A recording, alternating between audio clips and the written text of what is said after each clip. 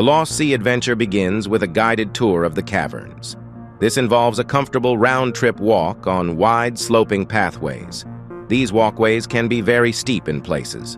While touring the caverns and underground lake, the guide tells you of the cavern's history, including how the cave was once used by the Cherokee Indians and how the Confederate soldiers mined the cave for saltpeter to produce gunpowder.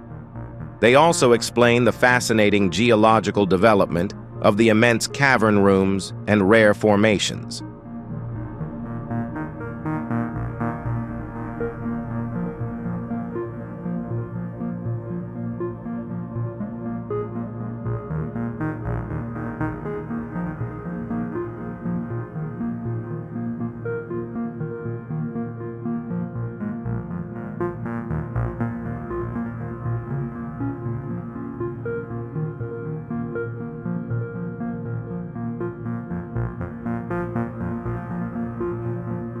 Oh, and it also bears mentioning that just like any other cave on the tour circuit, the guides always want to show you what it looks like when all the lights are turned off.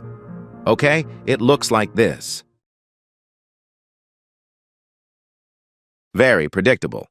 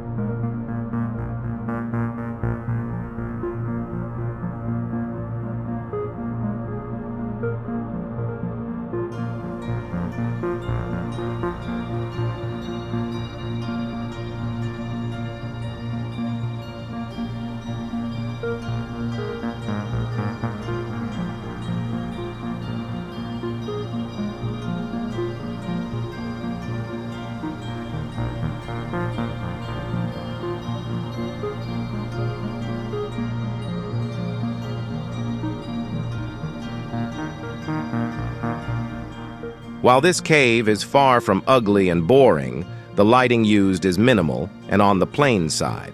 We have been in more colorful caves, some with waterfalls, some with streams, but none with an actual lake. At the deepest section of the cave, you'll have a boat ride on the Lost Sea, America's largest underground lake, according to the Guinness Book of World Records. The lake was first discovered in 1905 by a young boy when he crawled through a long tunnel not much bigger around than he was. Since then, a larger pathway has been dynamited through the granite to gain easy access.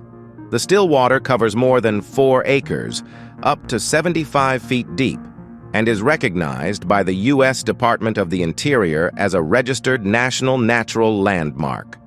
This is due to the phenomenon of the natural spring-fed lake, as well as the abundance of a large collection of rare anthodites, more commonly known as cave flowers.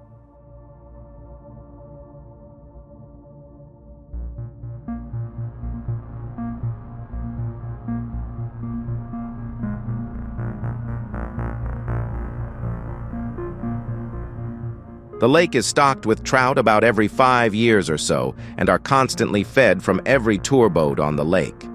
The guides try to tell you that the fish have teeth, and since they are fed every trip, not to put fingers in the water as they'll attempt to eat those too. I wasn't going to try to test the truthfulness of that claim. The trout were originally introduced into the lake in hopes that they would swim around and locate where the water exited. The fish were unable to find an exit. Either that, or they like the dog food treats that the tour guides toss out of the boats and don't want to leave.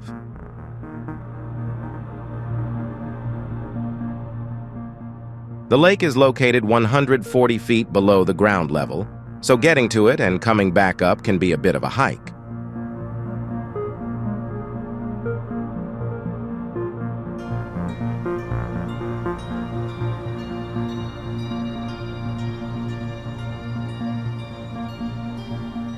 The tour lasts approximately 1 hour and 20 minutes. Although their website states that the cave remains at about 58 degrees, it certainly feels just a bit warmer than that. Maybe it's all the walking.